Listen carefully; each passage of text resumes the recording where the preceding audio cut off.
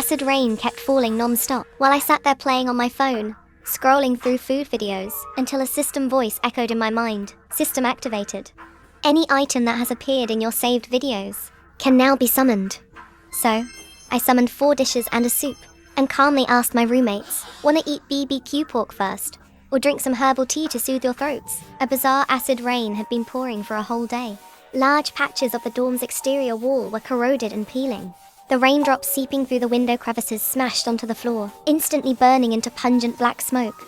My roommate Peyopa was pale as a ghost, yelling at me, "The Baha'i, stop playing with your stupid phone. Come help seal the window." I ignored her, just stared at the screen, racing against time, clicking the save buttons on the last few videos, 102, 105, until my other roommate, Zihan, rushed over impatiently to pull me. The moment her finger touched me, a crisp ding sounded in my mind. Doomsday countdown ended. Saved video items are locked. Single video item daily summoning limit is 50. I let out a long sigh of relief, grabbed her hand and said, "Stop moving things. Thick quilts can't stop the acid rain, but I can lead you to escape."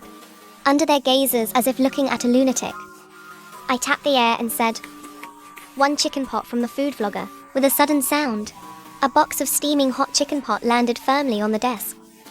Exactly the same as the one in the video that took hours of queuing to buy. Zihan and Peyopa were dumbfounded. I consecutively summoned shrimp dumplings, radish and beef offal, secret recipe BBQ pork rice rolls, and 4 portions of slow-cooked soup, directly piling up the desk. I pulled out chopsticks and handed them over. "Want something to drink? Ice Sprite or nourishing herbal tea?" Our main goal is to eat full before escaping. After eating and drinking their fill, the calmest top student in the dorm, Yuxin, stared and studied me for a long time. Finally speaking up, the Baha'i. "You're using a cheat code." "Yes, because I've experienced this once." She was silent for 3 seconds, pushed up her glasses. "Rebirth trope? Right. In my past life, Peyopa, starved to death on the 9th day. Yuxin, you went out looking for water on the 7th day, and were trapped to death by mutant vines. Zihan survived until the 10th day." My tone was calm. "But this time, I will lead you guys to survive." While we were talking, urgent knocking came from the hallway. In the hallway, a girl was supporting another person. The supported girl was clutching her arm with one hand, shivering from pain. Zihan subconsciously wanted to open the door, but I firmly pressed it down. The hallway windows already have cracks. Acid rain could pour in at any time. We absolutely cannot take risks. I looked at my Douyin saved list. Grilled fish exploration video. Immersive hot pot eating video. New milk tea review. Nuts chopping video. Street boxed meal record. And a daily essential medicine educational video. After I manipulated it a bit, I pushed a plastic bag out through the door crack. "There's medicine inside. Quickly get her back to the dorm. Don't be live targets in the hallway." Suppressed crying came from outside. Immediately after, a notification popped up in my mind. Kind rescue triggered hidden mechanism. Saved pool limit +1.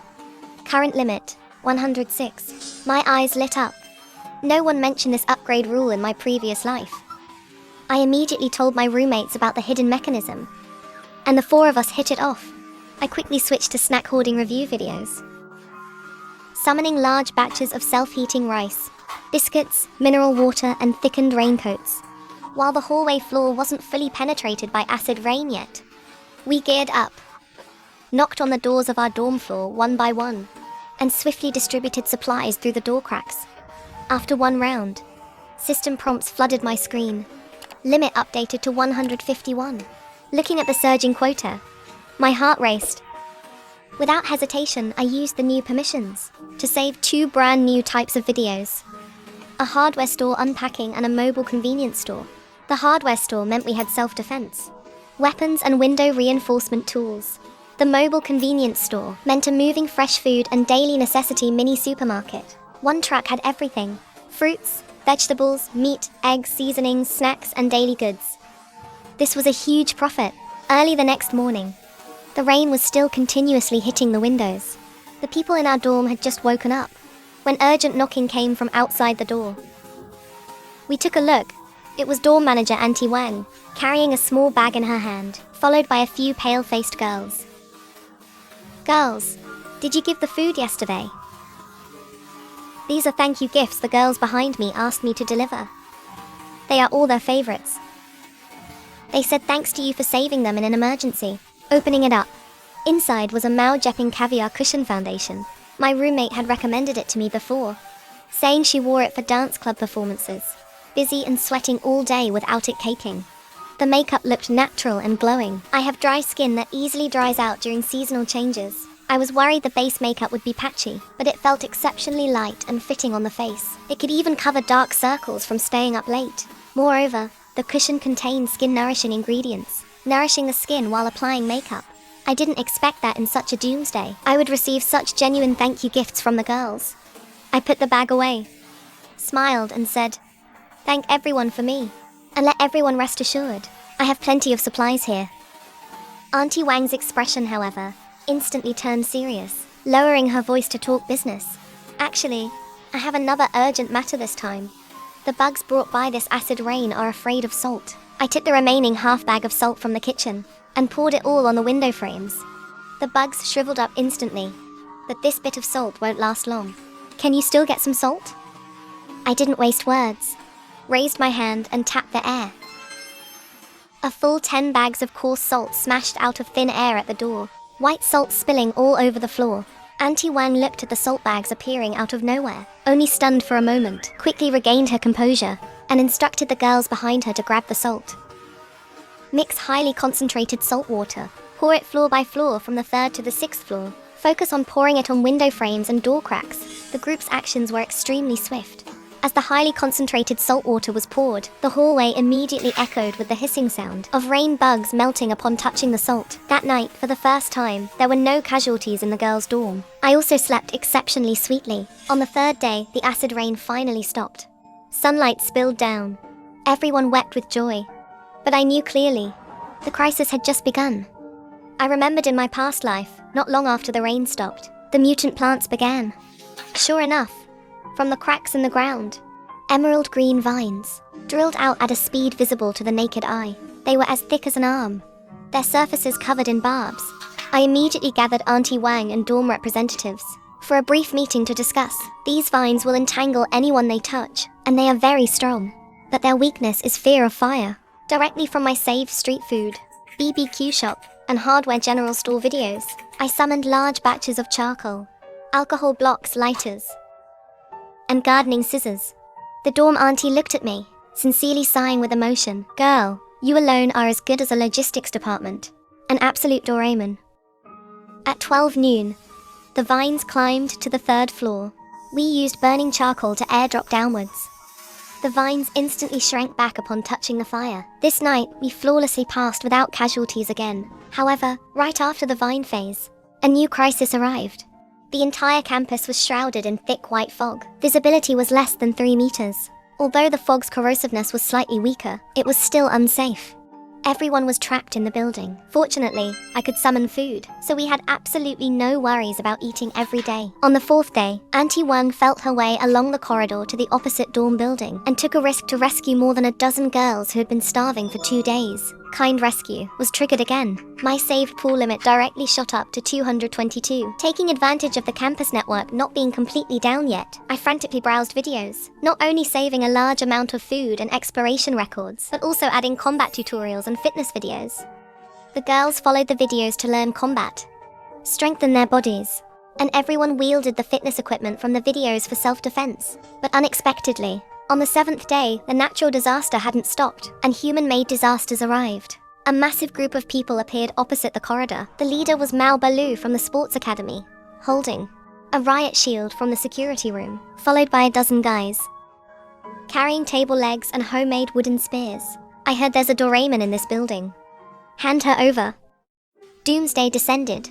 I awakened, the ability to make items in my saved videos real. So when the whole school was fighting over a bag of expired biscuits, getting their heads broken, I summoned 4 dishes and a soup, and calmly asked my roommates, "Wanna eat BBQ pork first, or drink some herbal tea to soothe your throats?" But accidents still happened. A group of people came out of the corridor. I heard there's a Doraemon in this building. Hand her over. Auntie took the lead and stood out. Students, if you lack food, we can give you some. Helping each other during special times. But taking someone away is wrong. But Mao Bolu on the opposite side didn't appreciate it at all, sneered, and pressed forward carrying the riot shield, arrogantly shouting, "Don't refuse a toast, only to be forced to drink a forfeit." I stood calmly behind Auntie Wang, swiped my finger lightly on my phone screen, and opened a previously saved hardware store. Unboxing video. The next second, 8 cans of pepper spray appeared out of nowhere. I raised an eyebrow at Zihan next to me. She immediately understood, led people to quietly pass the sprays out through the windows on both sides, and handed them to the girls who were already ambushing, making sure each person had a can in hand. The moment Mao Bolu just stepped over the center line of the corridor, 8 hands instantly reached out from the windows on both sides. With a series of theft sounds, high-concentration pepper water mist sprayed all over their heads and faces. The dozen guys opposite instantly clutched their faces and fell to the ground screaming, even throwing away the riot shield in their hands. Taking advantage of this, Zihan immediately led the few girls who had learned basic combat these past few days to rush out. With a series of combo moves, they knocked down all the intruders. I walked up to Mao Bolu and crouched down, coldly warning him, "If you want to live, roll back. Every day in the middle of the corridor I'll leave 50 boxed meals, take them yourselves. Cross the line again, and next time won't be this simple." Hearing this, Mao Bolu scrambled and fled with his people. Peopel quietly asked beside me, "The Baha'i, are we really going to leave food for them? They are so bad." I looked at the faces blue from hunger on the other end of the corridor, knowing clearly in my heart, if we really cut off their food, they would definitely fight us to the death, although we had weapons. If we really fought, the girls would inevitably get hurt. Taking out some food to appease them, consider it spending money to avoid disaster. Just like this, we passed a few peaceful days until the girls patrolling the corridor suddenly found a girl in the stairwell. Her arm was injured, and she was emaciated from hunger. This person was actually Xiaolan. In my past life, it was her who, right before she died, told me the secret that saved videos could turn into food, which allowed me to awaken my current ability.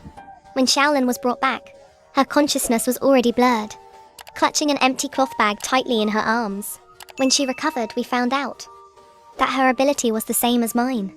Unfortunately, among her saved videos, only one bun shop review video could summon food. The rest were all her idol's videos, which couldn't summon food at all. And because her ability level was too low, she could only redeem a maximum of 50 buns per day.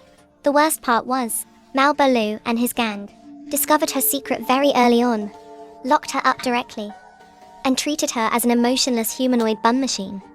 Xiaolan rolled up her sleeves with trembling hands. Her arms were covered in bruises. 50 buns were not enough to share at all.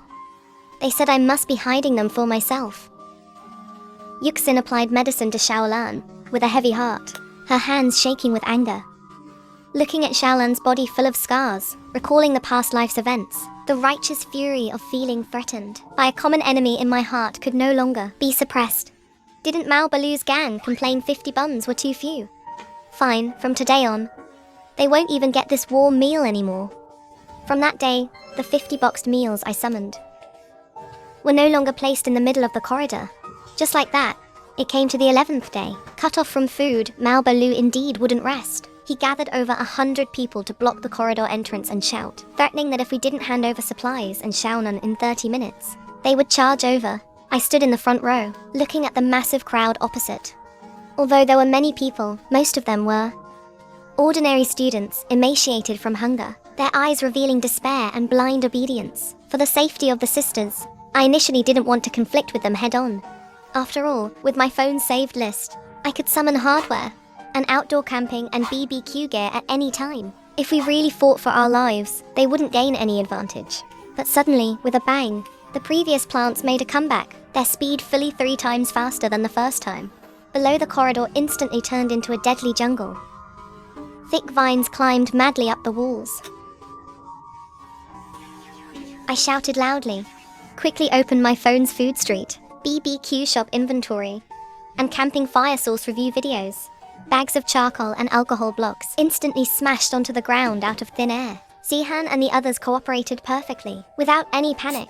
Immediately lit the alcohol blocks and charcoal, accurately throwing them onto the middle line of the corridor and our side's defense line. Flames soared into the sky, the high temperature forcing the vines to twist and wither, unable to approach us half a step. Everyone was busy defending our position to the death, absolutely in no mood to play saint and care about the opposite side, or death. Mao Balu's gang were already weak in the legs from hunger, facing the sudden crisis at this moment. They instantly fell into chaos, shrinking back in terror. Mao Balu stood at the very front, originally still arrogant. Seeing things going south, he just wanted to turn and flee, but was fiercely bumped by the retreating crowd. He staggered, lost his balance, and fell straight down from the edge of the corridor, accompanied by a miserable scream. A heavy object smashed fiercely onto the cement platform below. After the vines gradually receded under the fire attack, the guys opposite poked their heads down to look with lingering fear. Mao Balu was lying in agony in the ruins, clutching his left leg bent at a weird angle, wailing and rolling. Clearly, he completely broke his leg, unable to make waves ever again.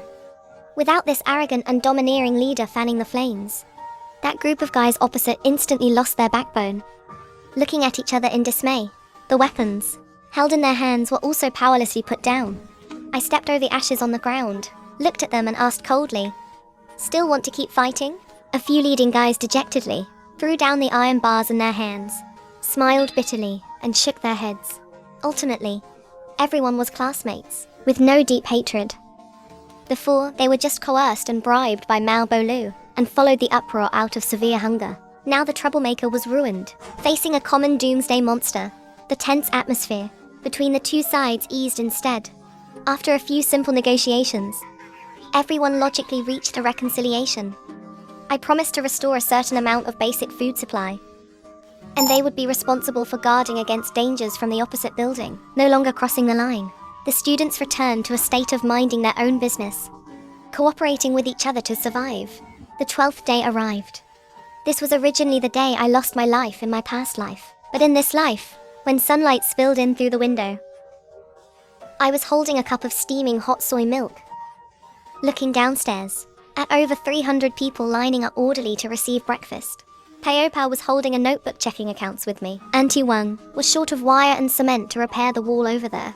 I casually opened a video of a wholesale hardware market, swiped lightly, and those heavy building materials fell into the open space one after another. Right at this moment, the system's broadcast voice echoed in my mind. Ability evolution conditions met because my saved valid videos had surpassed 500. The system entered an upgrade mode.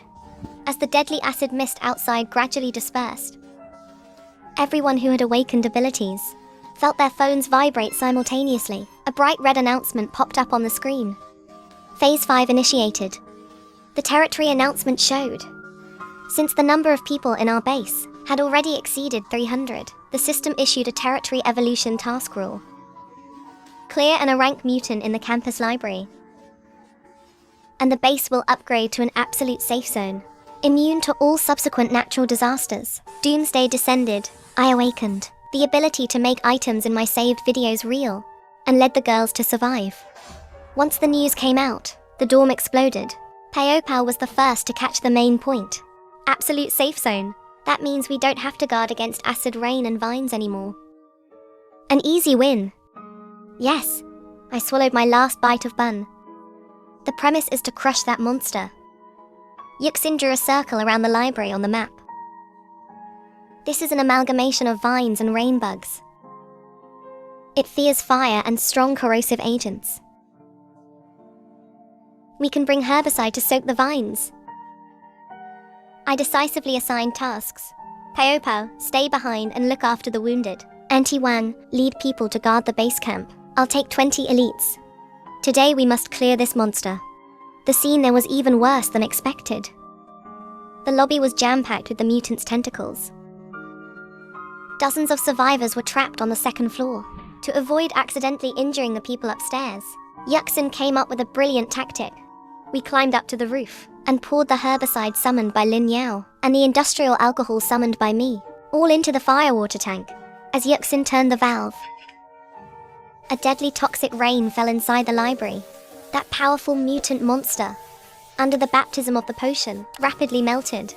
Finally, I dropped a burning block, and soaring flames completely ended it. With the system prompt indicating the task's completion, a faint blue light curtain rose from the ground, enveloping the entire campus. The originally murky and foul air instantly became fresh. A rank fusion mutant clearance progress 1/1. A university-based territory evolution task completed. Upgraded to an absolute safe zone. Protective shield generated. A faint blue light mist rose from the ground, perfectly covering the entire campus. The murky, foul air was instantly blocked outside. Cheers that could lift the roof erupted downstairs. Among the survivors evacuated, a short-haired girl hugged a mineral water bottle and took a huge gulp. Then she raised her phone and waved it at us, her eyes astonishingly bright. "You have abilities too." "I do too. My saved list can summon power banks, data cables, walkie-talkies, and even solar panels." My eyes instantly lit up. This was a mobile power infrastructure. I directly summoned a steaming big meat bun and stuffed it into her hand. "Welcome aboard." The short-haired girl blankly held the bun, her eyes immediately turning red. The system prompt closely followed. Current base ability holders: 4. Shared daily summoning limit, 10,000 times. By the 30th day of the apocalypse, a university's campus had already become a mature small community. The library became a supply warehouse. Peopao was in charge of registration. Auntie Wan distributed food, and Yuxin reinforced defenses everywhere. As for the once arrogant and domineering Malbolu, he could only rely on washing dishes in the back kitchen in exchange for meals. This evening, the short-haired girl Joqing, holding a modified high-power walkie-talkie, rushed up, running so fast her hair was messy. "There's a signal." Amidst the crackling sound of static, the walkie-talkie actually broadcast a cry for help from the Polytech University. "Hello? This is a City Polytech University. We have 3 ability holders and have built a base. Can anyone receive this?" Received. This is a university base. 4 ability holders. 600 people absolute safe zone. Activated. The other side was stunned for a second, and the next moment, heart-wrenching cheers almost shattered the walkie-talkie. But soon, the voice on the other side grew urgent again. "We are trapped in the campus and can't get out. The main roads are all vines. The cafeteria is almost unable to hold out. Don't panic, report your coordinates." I steadily replied into the communicator. "We will come pick you up." After ending the communication, I immediately started assigning tasks. I took stock of sufficient burning supplies and weapons, brought Peopao and Yuxin to set out, personally heading to the neighboring college to rescue those trapped girls. Meanwhile, Zihan and Auntie Wang stayed at the base camp, responsible for logistical coordination, guarding the rear area for us, and preparing hot soup and food awaiting our triumphant return. I summoned a massive mining truck, roaring as it drove out of the safe zone's light curtain. We might be some insignificant light in the apocalypse, but we will light up little by little in the dark night, and then gather into an ocean of light, illuminating everyone's path home.